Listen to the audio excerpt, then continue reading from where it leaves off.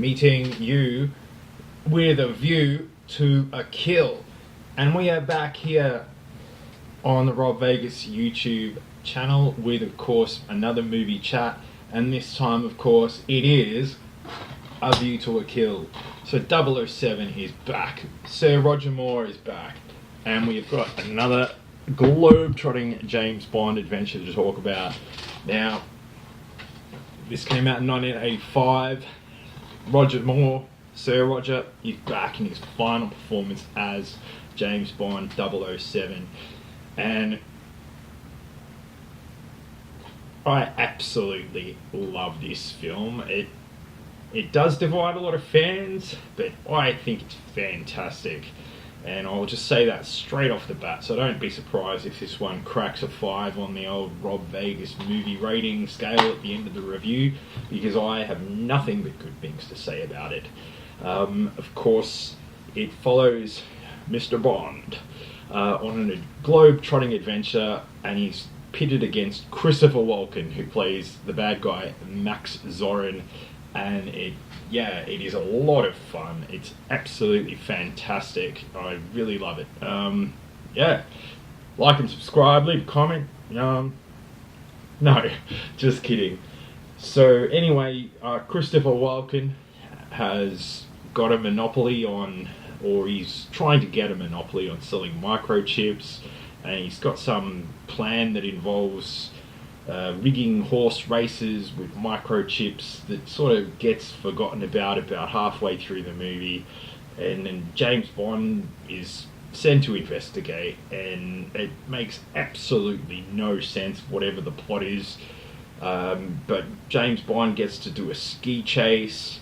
He climbs the Eiffel Tower and has to fight with Grace Jones, and there's all sorts of stuff going on. He goes to San Francisco, and there's a action scene where they set the town hall on fire, and then James Bond steals a fire truck and gets chased by the police, and then there's like a partial earthquake in California, and then there's an action scene on top of the Golden Gate Bridge, and there's blimps in it, and just all sorts. You name it, A View to a Kill has it. Now, as I mentioned up top there, I absolutely adore this. It's fantastic. It's one of the... Actually, it probably is the first James Bond movie that I saw, so I've had those nostalgia glasses on there, as really enjoying the hell out of it. And I think, if there was one thing that I probably...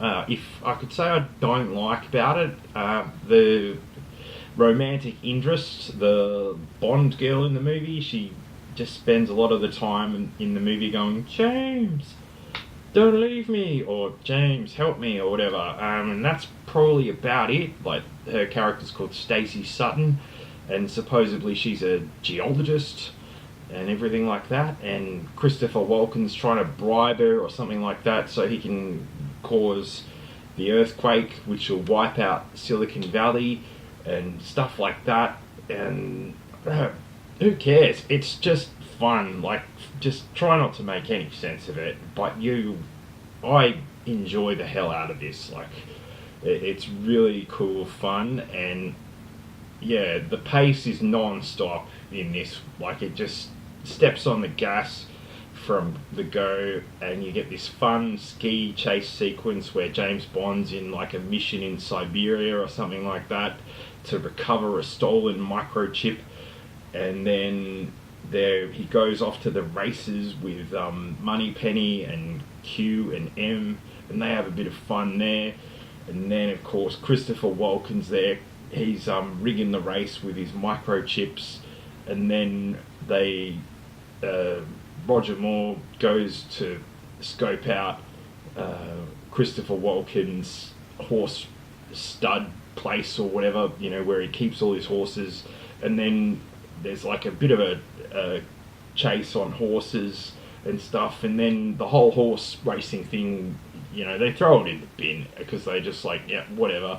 Now they're focusing on the earthquake and wiping out Silicon Valley and San Jose and all of that, And yeah, it's absolute madness, and how it's fun, like fun all the way through. Like some people say, and I have seen reviewers point out maybe Roger Moore was getting too old for the role because he was in his 50s when this was filmed, but I reckon he looks fine, and he's so entertaining and engaging that it doesn't really matter. And yeah, you're in for a good time with this one, and yeah, I really enjoy it, and yeah, maybe it's the nostalgia, but I could watch this over and over again, and yeah, I have. So there you go. I'll just cut straight to the chase here and give it a 5 out of 5 on my Rob Vegas movie scale, as I absolutely adore the movie, and it's got so many good things that I like about it. One of them, of course, all the locations. We'll come back to that in a second. But the production is top shelf, and the music is absolutely stunning throughout, as it's got this kind of View to a Kill music theme that keeps coming up in different tempos and different keys and things like that, and it really adds to the atmosphere of the movie and also creates a lot of the tension throughout as well. On top of that, it's got an absolute banger of a theme song, like the opening credits to the James Bond movie. They always want to have a real cracker of a song to get you in the mood.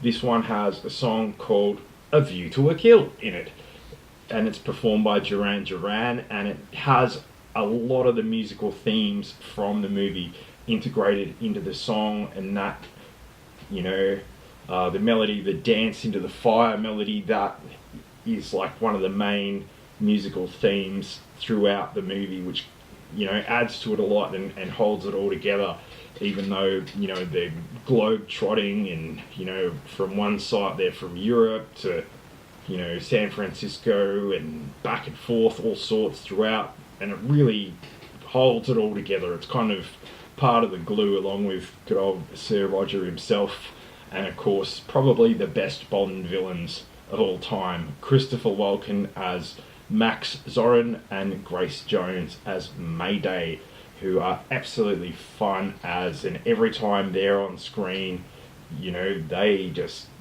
light it up and have, like a really fun time being the bad guys, and you can just see that they're just, loving every second of being on film, and it all builds up to a climactic battle on top of the Golden Gate Bridge and there's a blimp, and all sorts of stuff in it, and it really, Sir Roger Moore, he's great in this. Christopher Walken is fantastic, and Grace Jones is also fantastic as well. And like I said, you've got all these great production, great cast, great settings coming together to bring you like a really fun, entertaining time, and I couldn't recommend this movie enough, as I really, really love it. And maybe it's the nostalgia, as I said, but yeah, I totally dig this. When I went to San Francisco for the first time back in 2016, I made a point of going to all the locations that that they filmed this at there when they made the movie. So I probably should have been working. Don't tell my boss. But yeah, I went to the Golden Gate Bridge and the Town Hall and a couple of the other places as well, and had a hell of a fun time. And it's a really cool movie. And as I said, it's got that sentimental value as well, as being the first James Bond movie that I ever saw, introducing me to the character and the whole concept of espionage, James Bond style. What else can I say about it that I haven't said already? But I think it's great. Check it out if you haven't. I'm sure, as many people do, they might have a differing opinion on it and all of that. If you do, I'd love to hear it. Let me know in the comments below. let me know if you've seen it and you think it's fantastic like I do, and let me know if you haven't seen it and you're thinking of watching it. I'd love to hear your thoughts that, on what you think of this one for the first time watching it, and how that compares to, say, the modern day James Bond movies. And give us a big old like and subscribe and all that. And anyway, I'm gonna go out on a big old thumbs up for A View to a Kill.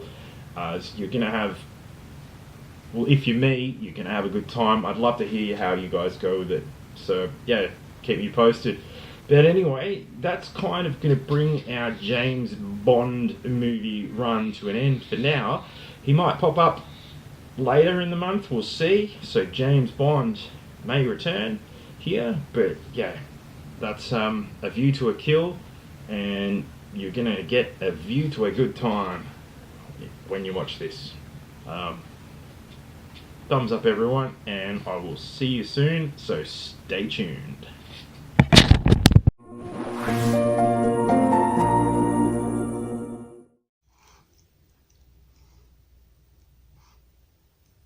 Crystal Ball says like and subscribe and leave a comment.